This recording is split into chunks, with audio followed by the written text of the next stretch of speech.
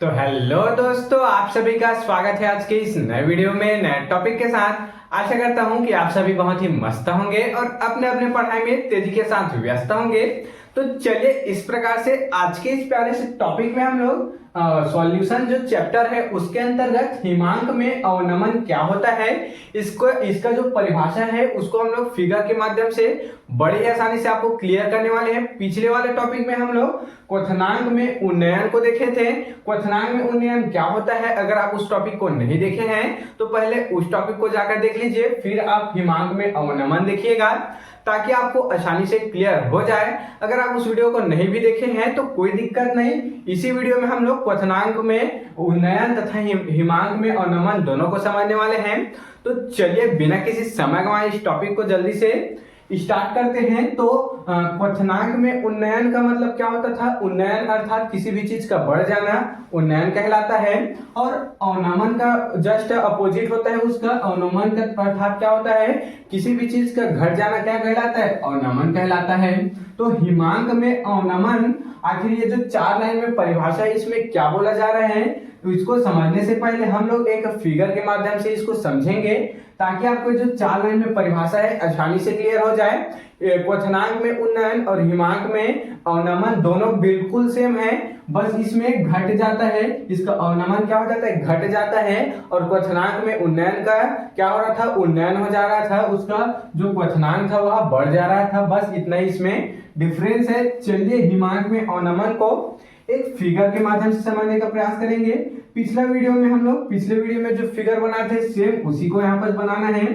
यहाँ पर हम लोग एक फिगर बना लेते हैं, देख सकते हैं। ये क्या ले लिए? यहाँ पर हम लोग पात्र ले लिए, यहाँ पर पात्र ले लिए। अब इसमें हम लोग क्या डालेंगे? इसमें हम लोग डालेंगे विलायक। क्या डालेंगे? विलायक। देख सकते हैं, इसी को शुद्ध विलायक भी बोल सकते हैं या फिर इसको विलायक बोल सकते हैं। अब इस विलायक के कण इसमें उपस्थित होंगे, छोटे छोटे इसके जो कण होते हैं पार्टिकल्स विलायक के। विलायक अर्थात क्या होता है?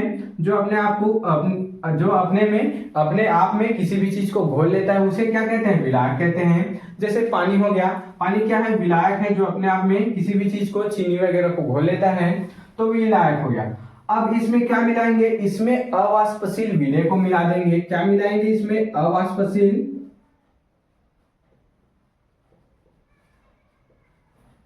विलेय को मिला देंगे, अवाष्पशील विलेय। अब क्या करेंगे? जब हम लोग इसमें अवाष्पशील विलेय को क्या करेंगे? मिला देंगे या फिर घोल देंगे। मिला देना या फिर घोल देना एक ही है। ये एक यहाँ पर क्या है? विलायक है। इसमें क्या मिला दिए? अवाष्पशील विलेय।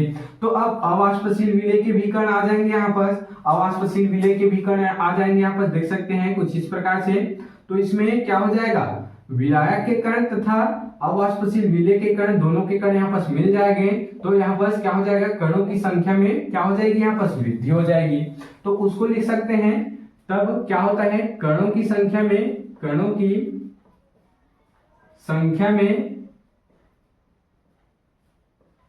क्या हो जाती है? वृद्धि हो जाती है।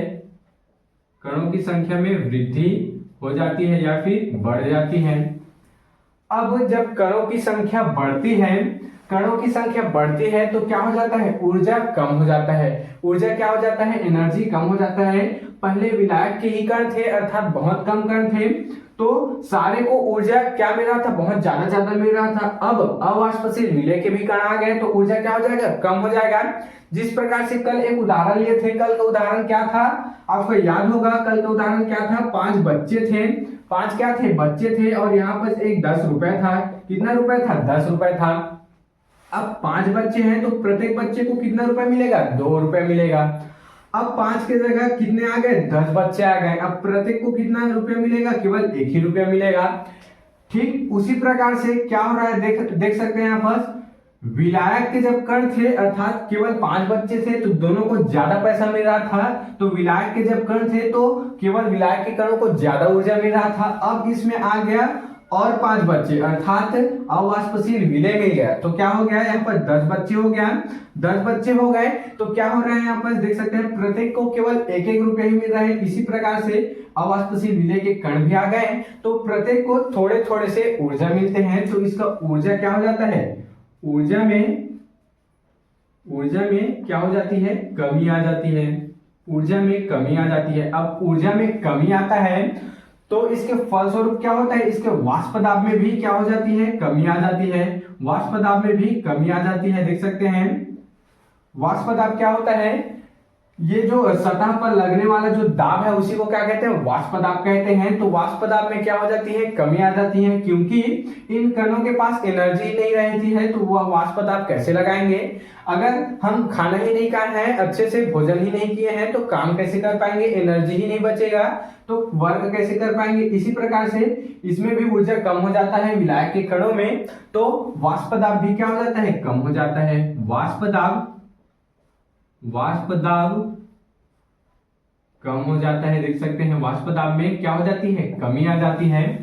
अब ध्यान देंगे, यहां तक तो क्वथनांक में उन्नयन तथा हिमांक में अवनमन दोनों में क्या है, सिमिलर है, समान है। उसके बाद क्वथनांक में उन्नयन में क्या होता है, जब कणों की संख्या बढ़ती है ऊर्जा में कमी आती है, वाष्प दाब में कमी आती है तो क्वथनांक क्या हो जाता है, बढ़ जाता है, तो उसे ही क्वथनांक में उन्नयन कह देते हैं। अब क्या होता है, हिमांक में अवनमन में क्या होती है, इसके हिमांक में कमी आ जाती है। क्या हो जाता है, हिमांक में इसके हिमांक में कमी आ जाती है। हिमांक में क्या हो जाती है, यहाँ पर कमी आ जाती है। तो इसी घटना को ही, हिमांक में कमी आने की घटना को ही क्या कहते हैं, हिमांक में अवनमन कह दिया जाता है। अवनमन का तात्पर्य घटना ही है, किसी भी चीज का कम होना है। आइए इसी को परिभाषा के माध्यम से अर्थात फिगर के माध्यम से इस परिभाषा को समझने का प्रयास करेंगे। एक बार देखो यहाँ पर ध्यान देंगे, हिमांक में अवनमन क्या होता है, जब किसी शुद्ध विलायक में अवाष्पशील विलेय को मिलाया जाता है। ध्यान से देखेंगे, आपको यहीं पास क्लियर हो जाएगा, इसको रटने की जरूरत बिल्कुल भी नहीं है। यहीं पास देखेंगे आपको क्लियर हो जाएगा, जब किसी विलायक में अवाष्पशील विलेय को मिलाया जाता है तो उसकी कणों की संख्या में वृद्धि हो जाती है। कणों की संख्या में वृद्धि होने के बाद उसकी ऊर्जा में कमी आ जाती है। प्रत्येक कणों की ऊर्जा में क्या होती है, कमी आ जाती है। कणों में ऊर्जा की कमी आने के कारण वाष्प दाब में भी कमी आ जाती है। वाष्प दाब भी कैसा हो जाता है, कम हो जाता है, तथा इसके तत्पश्चात हिमांक भी क्या हो जाता है, घट जाता है। तो इसी घटना को ही, इसी हिमांक में घटने की घटना को ही क्या कहते हैं, हिमांक में अवनमन कह दिया जाता है। आइए इसी को परिभाषा से देख लेते हैं। यही तो लिखा है यहाँ पर, किसी विलायक में अवाष्पशील विलेय पदार्थ को मिलाया जाता है तो कणों की संख्या क्या हो जाती है, बढ़ जाती है, जिसके कारण कणों का ऊर्जा क्या हो जाता है, कम हो जाता है। जिस प्रकार से कम बच्चे थे, 5 बच्चे थे, यहाँ पर 5 बच्चे थे तो प्रत्येक को ज्यादा ज्यादा पैसा मिल रहा था, तो वैसे ही विलायक थे तो प्रत्येक कण को ज्यादा ऊर्जा मिल रहा था। 10 बच्चे आ गए, प्रत्येक बच्चे को क्या मिल रहा है, बहुत कम पैसे मिल रहा है, 1-1 रुपया मिल रहा है। उसी प्रकार से अवाष्पशील विलेय आ गए तो बहुत सारा कण हो गया तो प्रत्येक को कम कम ऊर्जा मिल रहा है, तो क्या हो रहा है, ऊर्जा में कमी हो जाती है। तथा वाष्प दाब भी क्या हो जाता है, उसका मान भी घट जाता है, जिसके कारण हिमांक के मान में क्या होती है, कमी आ जाती है। तो इस घटना को ही हिमांक में अवनमन यहाँ पर कह दिया जाता है। आशा करता हूं कि आपको हिमांक में अवनमन क्लियर हो गया होगा।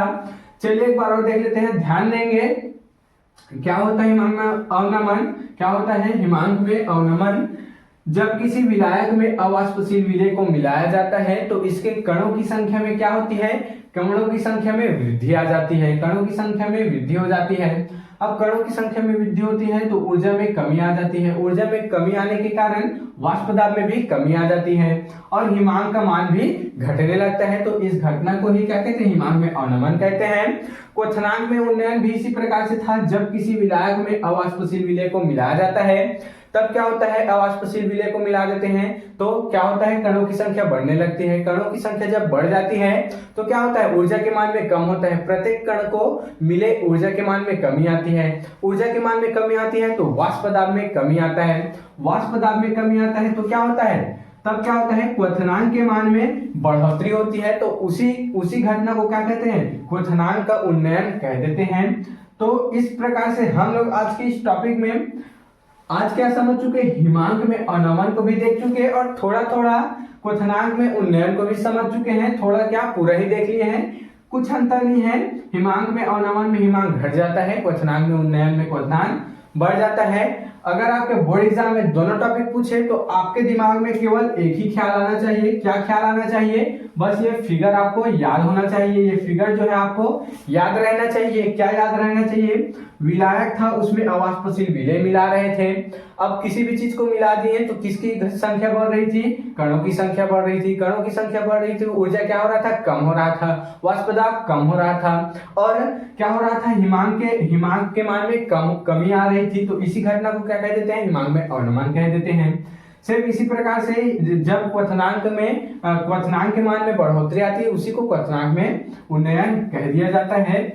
तो इस प्रकार से हिमांक में अवनमन को समझ चुके हैं। आप इसके स्क्रीनशॉट यहां पर ले सकते हैं। तो आशा करता हूं कि आपको ये जो हिमांक में अवनमन है आसानी से क्लियर हो गया होगा। अगर आपके जो टॉपिक है समझ में आया होगा तो मेरे चैनल को जल्दी से सब्सक्राइब करके बेल वाले आइकन को दबाकर प्रेस कर लीजिएगा, ताकि आपको मेरी ऐसी अच्छी इंफॉर्मेटिव वीडियो और अच्छे इंपॉर्टेंट वीडियो की नोटिफिकेशन सबसे पहले आप तक ही पहुंचती रहे। और आप जो 12th केमिस्ट्री की तैयारी है अच्छे इंपॉर्टेंट टॉपिक के साथ कर पाए। तो चलिए फिर मिलते हैं किसी नेक्स्ट वीडियो में नए टॉपिक के साथ। तब तक के लिए जय हिंद, जय भारत।